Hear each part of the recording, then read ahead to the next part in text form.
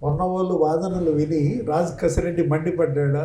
అంటే పొన్నవోళ్ళు వాదనలు గత 20 నెలలుగా వైసీపీ వాళ్ళు అరెస్టులు అయినప్పుడు, లేకపోతే వాళ్ళని ఏదో మరి బెయిల్ కోసమో ముందస్తు బెయిల్ కోసమో ఆయన చేస్తున్నటువంటి ఆ వాదనలు అసలు ఆయన వద్దు మాకు అని జగన్మోహన్ రెడ్డి దగ్గర ఒత్తిడి చేస్తున్నారని, మీరు వేరే లాయర్ ఎవరినైనా పెట్టండి కానీ పొన్నవోలు సుధాకర్ రెడ్డిని మాత్రం మాకు పెట్టద్దు అని అంటే భయపడిపోతున్నారా? మనం పొన్నవోలు సుధాకర్ రెడ్డి సజ్జల రామకృష్ణారెడ్డిని ఆ మధ్య ఏదో అదే పార్టీ కార్యాలయంపై దాడి కేసులో మంగళగిరి పోలీసులు ఏదో నోటీసులు ఇచ్చారు అందరికి, అల్లేళ్లప్పిరెడ్డి వాళ్ళతో పాటు ఇతను కూడా వెళ్ళాడు.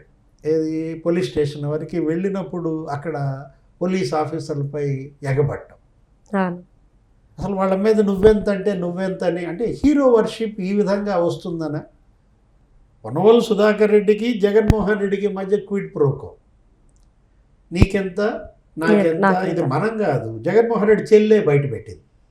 షర్మిల ఆ మధ్య ఆమె ఒక సంవత్సరం క్రితం ఎప్పుడో మాట్లాడుతూ ఏమన్నది, అసలు ఇతను ఎవరో మాకు తెలియదు, ఏనాడు మా నాన్న దగ్గరికి రాలేదు, రాజశేఖర రెడ్డి బతికుండగా ఇతను మేము అసలు చూడలేదు, ఎక్కడ నెల్లూరులో చెట్టు కింద లాయర్గా ఉండే పొన్నవోల్ని జగన్మోహన్ రెడ్డి మరి ఎలా హైర్ చేశాడు.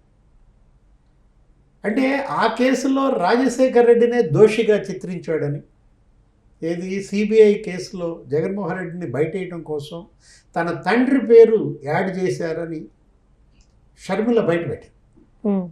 అంటే జగన్ని బయటేయడం కోసం రాజశేఖర రెడ్డినే చనిపోయిన ఆయన్ని దోషిగా చిత్రించాడంటే పొన్నవోలు సుధాకర్ రెడ్డి అంటే తనకి రాహుల్ గాంధీ ఆ విషయం సోనియా గాంధీ చెబితే తప్ప తెలియలేదని షర్మిల అన్న మాటలు.